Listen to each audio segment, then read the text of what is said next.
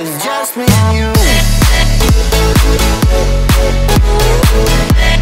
Salut mon petit Nobel, aujourd'hui on continue les exercices sur les notes de musique et on va faire de l'algorithmique dans cette vidéo. Alors j'espère que tu es prêt et que tu as bien ta calculatrice avec toi, c'est parti. Si tu veux lire le document par toi-même, je t'invite à te rendre au minutage indiqué sur la vidéo, sinon on va le lire ensemble. La théorie musicale étant fondée sur des rapports de fréquence, on décide de simplifier les calculs en attribuant la valeur 1 sans unité à une fréquence choisie comme référence. Celle-ci correspond à une note de référence, par exemple 262 Hz pour le Do3 dont on vient de parler dans la question précédente. On retrouve ensuite les fréquences réelles en multipliant les valeurs calculées par la fréquence de la note de référence. Donc ça veut dire qu'on va prendre une fréquence de référence à laquelle on va attribuer la valeur 1 et on va réaliser des multiplications pour trouver les fréquences suivantes. La construction des gammes dites de Pythagore est basée sur le cycle des quintes. On part de la fréquence de valeur f0 égale 1, donc notre fréquence de référence. On construit une nouvelle fréquence, la quinte, en multipliant f0 par 3 demi. On réitère ce processus pour obtenir la quinte de la quinte et ainsi de suite. À certaines étapes, le fait de multiplier par 3 demi une fréquence f comprise entre 1 et 2 peut donner une fréquence supérieure ou égale à 2. On se propose de démontrer que si on divise par 2 la valeur obtenue, on la ramène dans l'octave. On va donc, pour démontrer cela, nous demander de démontrer que si f est compris entre 1 et 4 tiers, alors f multiplié par 3 demi est compris entre 1 et 2. Donc là, c'est une petite inégalité et une petite manipulation calculatoire mathématique. Alors c'est parti pour cette première question.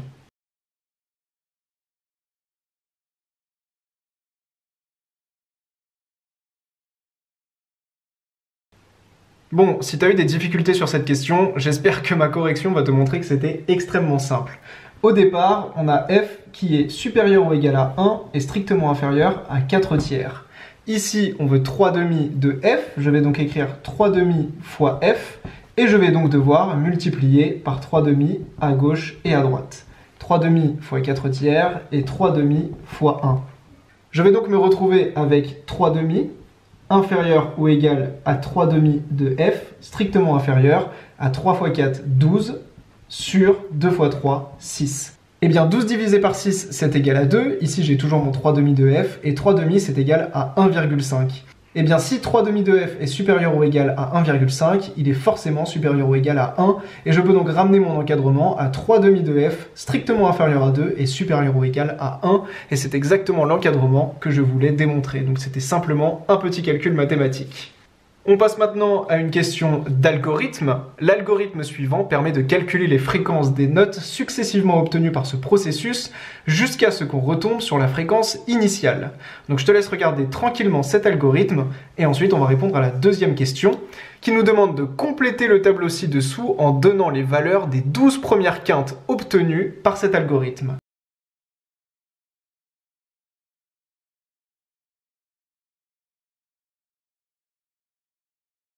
Alors mon petit Nobel, comme je te l'avais indiqué à l'écran, on va réaliser cet algorithme à la calculatrice pour avoir automatiquement les valeurs qui nous sont demandées. Et comme tu l'auras bien compris, cet algorithme traduit exactement ce qu'on nous explique dans l'énoncé de l'exercice, de manière automatisée, de manière algorithmique. Donc on est parti, la correction va être faite sur la Casio Graph 35+, car je sais que la plupart des lycéens ont cette calculatrice. Si vous avez besoin de la correction sur un autre type de calculatrice, n'hésitez pas à nous le signaler sur novelclasse.com dans la rubrique Contact. Donc on est parti, on va lancer la calculatrice et on va aller dans le menu pour aller sur Programmation.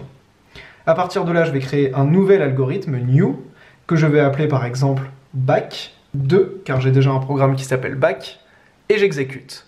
La première étape, c'est d'affecter à f la valeur 1. Donc sur Casio, on va écrire 1 va dans f. C'est vraiment cette manière de le dire qui me permet de bien retenir ça. 1 va dans f. Et ensuite, on voit que 3 demi de f va dans la valeur f. On n'oublie pas la multiplication. 3 demi fois f va dans f, comme ceci. On sait qu'ensuite, n va prendre la valeur 1. n, qui correspond donc au nombre d'itérations, prend donc la valeur 1. C'est-à-dire 1 va dans n, et pas l'inverse. Attention à ça. Et puis ensuite, tant que f est différent de 1, on va faire ceci. Donc on va écrire while. Pour ça, je vais aller dans Shift, Programmation, comme ceci, et je vais chercher le while, tant que, donc while, f est différent de 1, f est différent de, je vais le trouver toujours dans Shift Programmation. Cette fois-ci, je vais aller dans Rel, comme relation. F est différent de 1, donc tant que f est différent de 1, alors n plus 1 va aller dans n plus 1 va aller dans n, comme ceci. Et puis, on sait également que 3 demi de f, donc 3 demi fois f, va aller dans f, comme ceci.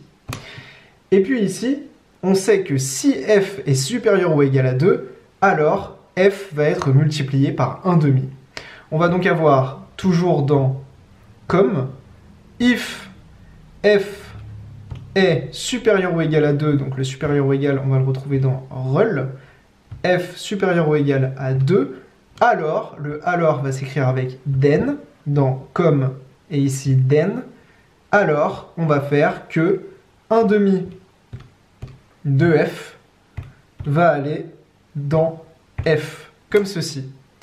On va donc terminer notre boucle si à ce stade-là, car le si ne concerne que le cas où f est supérieur ou égal à 2. Donc on va faire un if end, qu'on retrouve juste ici.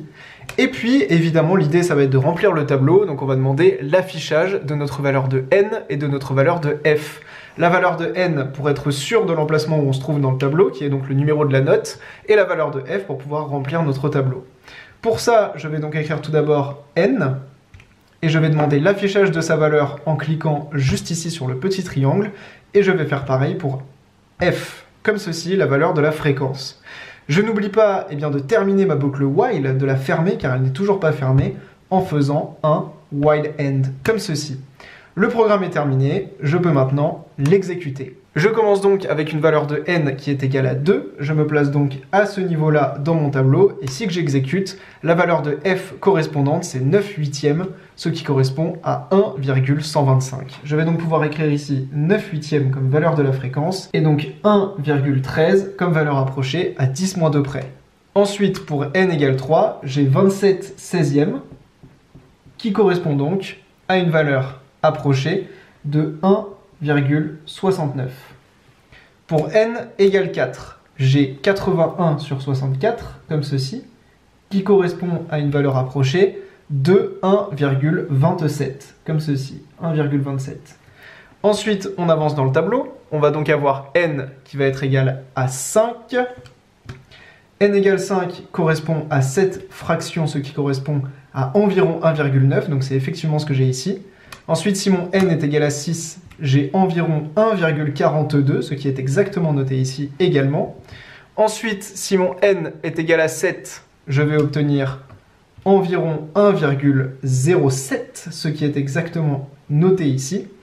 Ensuite, si mon n est égal à 8, je vais avoir du 1,60 environ, donc du 1,6. On voit que la valeur n'est pas donnée en fréquence ici, donc on ne peut pas remplir cette case du tableau.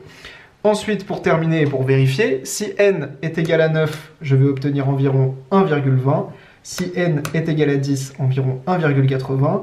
Si n est égal à 11, environ 1,35. Et si n est égal à 12, environ 1,01. Donc on voit toute la puissance des algorithmes grâce à cet exercice, ce qui nous permet de remplir le tableau extrêmement rapidement. Tu l'as vu, on y a passé moins de 2 minutes. Donc ça, c'est fait. On a rempli les valeurs qu'on pouvait remplir de notre tableau. Chacune des fréquences calculées est obtenue à partir de 1 par multiplication successive par 3 demi et parfois 1 demi. C'est exactement ce qui était expliqué au début de l'exercice. J'espère que cette vidéo d'algorithmique était très claire. On continue cet exercice dans la prochaine vidéo du parcours de préparation pour le bac. Alors à tout de suite.